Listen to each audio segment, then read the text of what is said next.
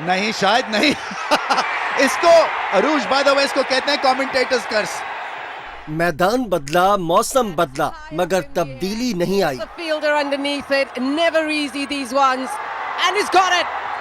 What an excellent catch that was.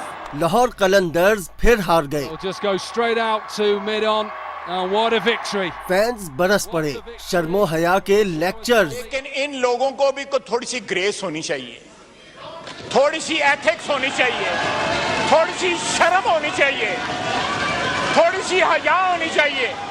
Team बेचकर mask खरीदने का मुतालबा, कलंदर्स की जीत तक उधार बंद। किसी ने लिखा, राणा साहब पैसों से खुशियां नहीं मिलती, आप गम खरीद रहे हैं। कलंदर्स के फैंस को छुपते हुए भी दिखाया गया।